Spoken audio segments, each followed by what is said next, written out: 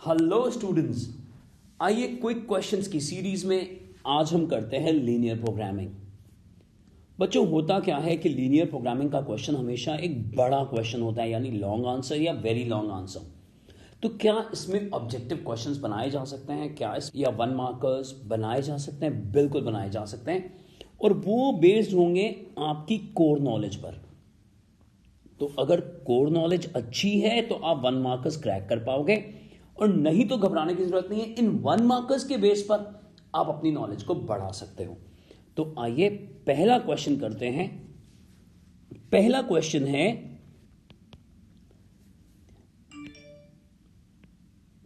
The variables x and y in LPP are called. A part है decision variables, B part है linear variables, C part है optimal variables, and D part है none of these. अब सब कुछ बहुत closely related है, क्योंकि एक्स और वाई से लीनियर इक्वेशंस आप बनाते हो या इन इक्वेशंस बनाते हो, ज़्यादातर इन इक्वेशंस बनाते हो। फिर आप एक ऑब्जेक्टिव फंक्शन ले लेते हो जिसको ऑप्टिमाइज करते हो। सब में एक्स और वाई होते हैं। तो इनका परफेक्ट नेम क्या है बच्चों?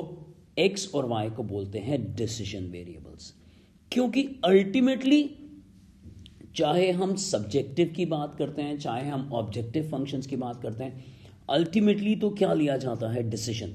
तो x and y variables are called decision variable, यानी ए ऑप्शन जो है वो एक करेक्ट ऑप्शन है।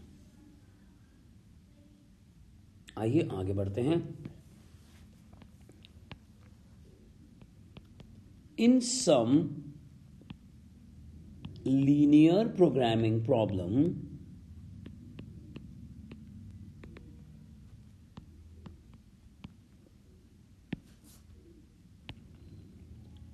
what is the name for the function z max is equal to 5x plus 2y, where x and y are the variables?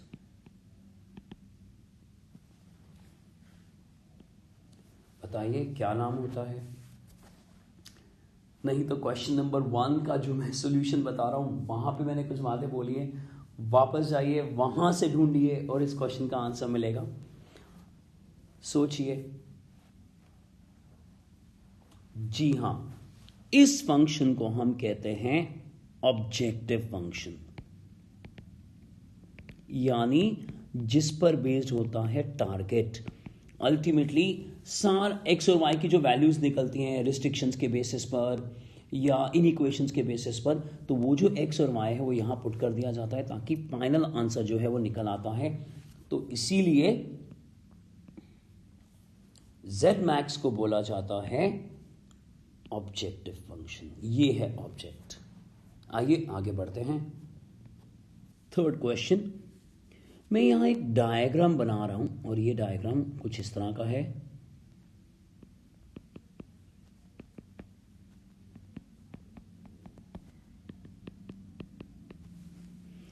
और जो shading है वो इस लाइन को टच करते हुए नीचे की तरफ जा रही है। तो जो टारगेट है वो है, क्वेश्चन ये है, the shaded region is represented bye,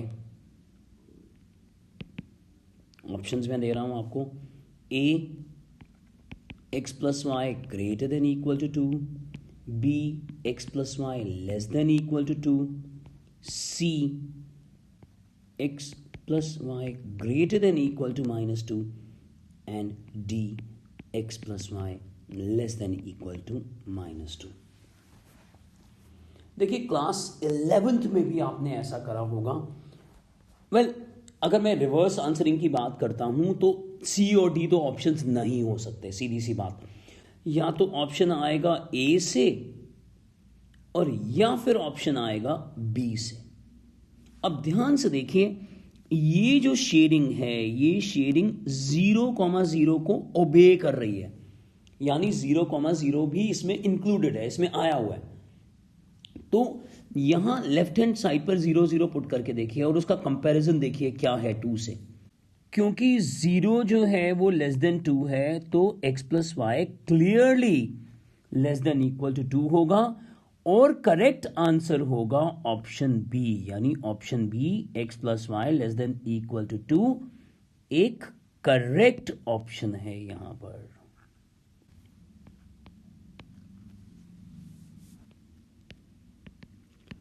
Write down one limitation of LPP। अब क्या लिमिटेशन है? यस, मैं आपको ए के बदले 2 लिमिटेशंस बता दूंगा, लेकिन आप पहले एक लिखिए, कोई एक, 1 लिमिटेशन। मतलब क्या इस पे कंडीशंस लगी हुई हैं कि हम उसके बाहर नहीं जा सकते। एक लिमिटेशन लिखिए। ओके, वो लिमिटेशन है that it is a linear programming, that every objective and subjective function has to be linear. देखिए, आप जानते हैं कि ज्यादातर इनइक्वेशंस होती है सब्जेक्टिव फंक्शंस में, लेकिन कुछ टिपिकल क्वेश्चंस में इक्वेशन भी ली जाती हैं। लेकिन कुछ भी हो, मैक्सिमम जो डिग्री है एक्स और वाई की वो 1 ही रहेगी, ना कम ना ज्यादा। मतलब 1 ही होगी, मिनिमम भी 1, मैक्सिमम भी 1, यानी लीनियर ही होना चाहिए। तो ये यानी इस समय हम पैराबोला टैकल नहीं कर सकते, इस समय हम रेसिप्रोकल फंक्शन टैकल नहीं कर सकते, सिर्फ लीनियर फंक्शंस को टैकल कर सकते हैं। आइए दूसरी रिस्ट्रिक्शन देखते हैं। हम मानते हैं कि whatever is produced we are able to sell, whatever is produced or manufactured we are able to sell। भाई मान लो अगर आपने 4 टेबल्स बनाई और 25 चेयर्स बनाई तो ये माना जाता है कि ये बिक जाएगा, जबकि ऐसा रियल में नहीं होता। कि आप जितना भी मैन्युफैक्चर करते हो जरूरी नहीं है सारे का सारा बिक जाए। कभी कभी बहुत जल्दी बिक जाता है और आपको रिफ्यूज करना पड़ता है क्लाइंट्स को, और कभी कभी वो बिकता नहीं है और स्टॉक में रह जाता है। लेकिन लीनियर प्रोग्रामिंग कहती है कि opening stock is equal to closing stock, यानी जो बनाया है वो बिकेगा ही बिकेगा, विच इज इम्पॉसिबल। तो आइए अब हम 5th क्वेश्चन की तरफ बढ़ते हैं।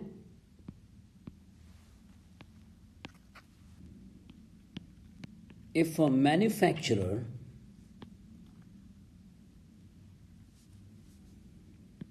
estimates that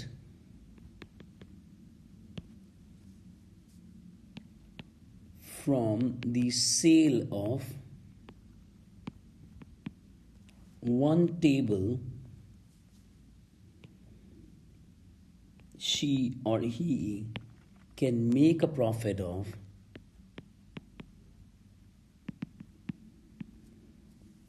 rupees 250, and from the sale of one chair will make a profit of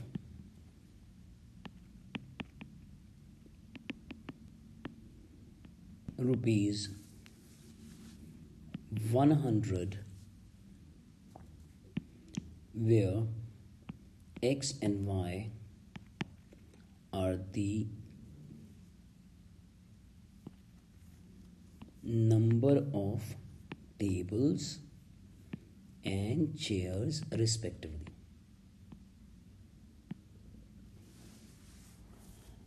Then the objective function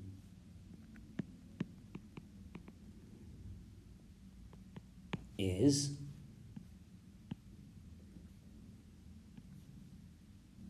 a part, z max is 250x minus 100y, दूसरे case में 250 times of x plus Y, तीसरा case z max is 250x plus 100y and d is z max is equal to 100x plus 250y। तो आइए अब इसे करके बताइए कि क्या होना चाहिए आंसर। बहुत आसान क्वेश्चन है, आप कर लेंगे, इजीली कर लेंगे। जी हाँ, आंसर है सी। क्यों आंसर है सी? क्योंकि एक टेबल को बेचने पर 250 रुपीज का प्रॉफिट हो रहा है और चेयर को बेचने पर 100 रुपीज का प्रॉफिट हो रहा है। तो z मैक्स जो है वो ये हो जाएगा 250x प्लस 100y। ये रहेगा टारगेट, यानी ये रहेगा ऑब्जेक्टिव फंक्शन। आइए आगे बढ़ते हैं 6th क्वेश्चन की तरफ। The corner points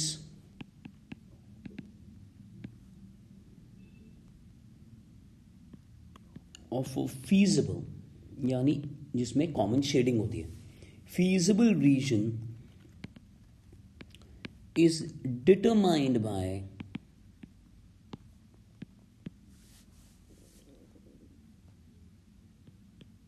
the following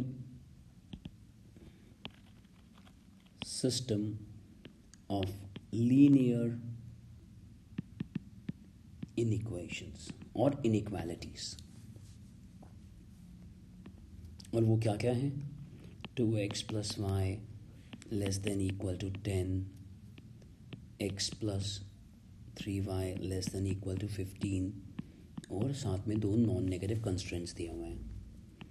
और इनका जो सिस्टम आ रहा है, यानी जो आंसर आ रहा है, इस सिस्टम का जो आंसर आ रहा है वो आ रहा है 0,0, 5,0, 3,4 and 0,5।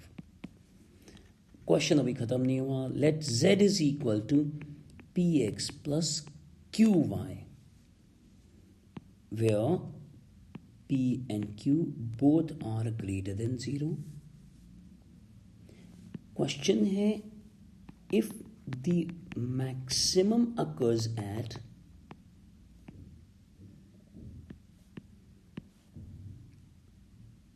(3, 4 and 0,5), then find the relation between P and Q। तो अब क्या करें, कैसे करें? हमारे को क्वेश्चन पे एक बार फिर लेके चलता हूँ। ये इनइक्वालिटीज़ हैं, इसका कोई यूज़ नहीं है, ध्यान से देखिए, क्योंकि आंसर दे दिया गया है। जो ऑप्टिमाइजेशन है वो इन 4 कॉर्नर पॉइंट्स की वजह से आ रही है, और उसको भी उन्होंने एक्सप्लेन कर दिया है कि ये 2 पॉइंट्स हैं, इन पे मैक्सिमम आ रहा है, यानी सेम वैल्यू आ रही है। तो बताओ पी और क्यू में क्या रिलेशन है? तो मुझे जल्दी से बताएं कैसे करेंगे आप। जी हाँ, हम इन दोनों के दोनों पॉइंट्स को यहां पुट करेंगे और इक्वेट कर लेंगे। यानी मैं पुट करूंगा यहां पी एक्स और क्यू वाई में जेड मैक्स के अंदर सबसे पहले मैं पुट करूंगा, क्योंकि दोनों से वैल्यू सेम आ रही है।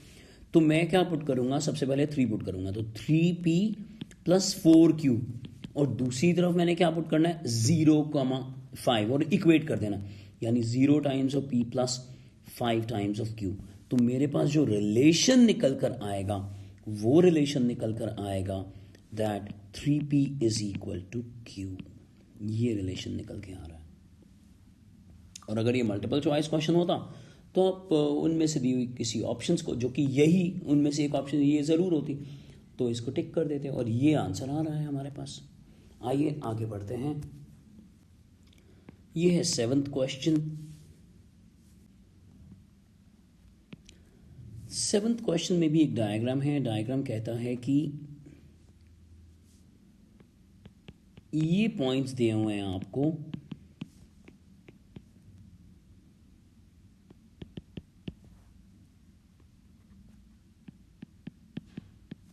प्लीज़ स्केल पे मत जाइएगा, ये आपको पॉइंट्स दिए गए हैं और ये फीजिबल रीजन है, ये कंस्ट्रेंट्स हैं हमारे पास, और हमारे को एक ऑब्जेक्टिव फंक्शन दिया हुआ है पी मैक्स, और वो है 5x + 7y। तो जल्दी से बताइए कि मैक्सिमम कौन से पॉइंट पर होगा। अब आपको यहाँ एक स्मार्ट वर्क करना पड़ेगा। अगर ये मान लीजिए 4 मार्कर या 6 मार्कर होता है तो आपको सारे पॉइंट्स पुट करके देने पड़ते हैं। तो आप 0 तो पुट नहीं करोगे क्योंकि 0 से तो मैक्सिमम 0 आ रहा है। आप जब 7 पुट करोगे तो वो 35 आ रहा है, और आप जब 0,2 पुट करोगे तो 14 आ रहा है। तो ना तो आप 0,0 पुट करोगे और ना ही आप 0,2 पुट करोगे। अब रह गया ए और बी में, तो क्लियरली बी से मैक्सिमम आ रहा है। सो पी मैक्स इज 5 × 3 + 7 × 4 यानी 15 + 28 यानी 43 आ रहा है। तो ये इस क्वेश्चन का आंसर है। आइए आगे बढ़ते हैं। 8th question, draw x + y <= 3। बहुत आसान है। आप जल्दी से क्या करेंगे, याद रखें जब भी ग्राफ बनाना होगा पेंसिल यूज़ करेंगे। तो आप ये x एक्सिस और y एक्सिस ऐसा ले लेते हैं और आप यहाँ 3 मार्क कर लेते हैं। मान लीजिए ये 3 सेंटीमीटर है और ऊपर भी 3 सेंटीमीटर है, तो ये लाइन बन जाएगी। तो आप स्केल लिख देंगे that 1 centimetre is equal to 1 unit and this is the scale for x and y axis. ये भी ज़रूरी है, चाहे ये 1 मार्कर है। अभी आ गया आपके पास x + y = 3, आपने ऐसा बना दिया। अब खुद सोचिए 0,0 जो है, आपको शेडिंग तो करनी आती है, 0,0 ले लिया जो इस लाइन के ऊपर नहीं है, तो उसको पुट करके देखा इसके अंदर। अब जब 0,0 इसमें पुट करके देख रहे हैं तो 0 + 0 = 0 एंड 0 इज <3, तो ये ट्रू हो गया। जब ये ट्रू हो गया तो जो शेडिंग होगी वो शेडिंग इस लाइन को टच करती हुई नीचे की तरफ यानी 0,0 को इंक्लूड कर लेगी, और ये जो कंस्ट्रेंट होगा ये होगा x + y <= 3। तो ये है आपका आंसर इस क्वेश्चन का। आइए आगे बढ़ते हैं क्वेश्चन नंबर 9 की तरफ।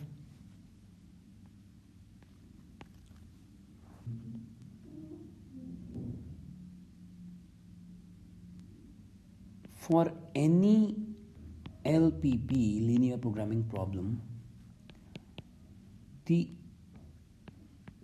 Z max is at the corner points 15,15 and 0,20 has maximum equal values, and Z max is given by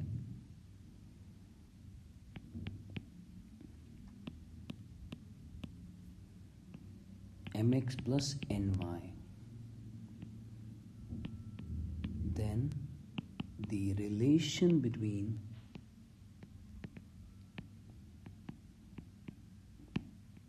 m and n is, options दिए गए हैं, m = n, बी पार्ट दिया गया है m = n, सी पार्ट दिया गया है n = m, और डी पार्ट दिया गया है n = 3 times of m। तो बच्चों आपने ऑलरेडी ऐसा क्वेश्चन करा है, आपको मालूम है कि 15,15 और 0,20 ही हमें दो ऐसे पॉइंट्स दिए गए हैं जहाँ पे मैक्सिमम है, और वो दोनों मैक्सिमम जो वैल्यूज़ हैं वो इक्वल भी हैं। तो हम दोनों को z मैक्स में यानी ऑब्जेक्टिव फंक्शन में पुट कर कर इक्वेट कर देंगे। तो ध्यान से देखिए 15 times of m + 15 times of n, 0 times of m + 20 times of n। तो हमारे पास आ जाएगा 15m + 15n = 20n। आप जानते हैं 15m = 5n, और हमारे पास आ जाएगा n = 3m, यानी जो ऑप्शन डी है वो एक करेक्ट ऑप्शन है। आइए अब हम आखिरी क्वेश्चन की तरफ बढ़ते हैं और यह है question number 10। In some linear programming problem the statement says that the store has a capacity of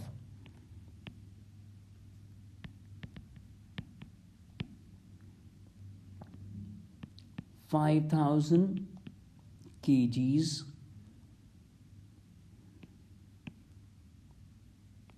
of grains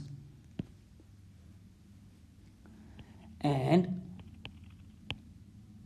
the store owner has X kgs of rice and Y kgs of wheat, and the question continues. Then write down the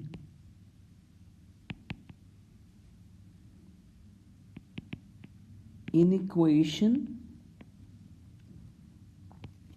for the above said statement. This is, आप समझ गए कि question जो है वो बड़ा भी है, लेकिन हम जो एग्जामिनर है उसने क्वेश्चन का सिर्फ ये पोर्शन आपको दे दिया है और पूछा है कि ये जो स्टेटमेंट कह रही है इसका कंस्ट्रेंट क्या होगा, इसकी इनइक्वेशन क्या होगी, इसकी रिस्ट्रिक्शन क्या होगी, ये आपको बताना है। तो ध्यान से देखें। ओके, पहले आप ट्राई करिए फिर मैं बताऊंगा। यस, कैपेसिटी कितनी है? कैपेसिटी मतलब मैक्सिमम कितना ले सकता है? 5,000 kgs। और किस से डील कर रहा है? राइस से और व्हीट से। तो आंसर क्लियरली आ जाएगा x + y ≤ 5,000। This is the store restriction यानी स्टोर कैपेसिटी। या तो स्टोर क्या करेगा भाई, 5,000 से कम स्टोर कर लेगा, या मैक्सिमम कितना स्टोर कर सकता है? 5,000। तो यही इसका आंसर है। और यहां पर हम लोगों ने कोशिश करी 1 मार्कर्स को सॉल्व करने की, और 4 मार्कर और 6 मार्कर तो ऑब्वियसली ज्यादा चांसेस हैं आने के,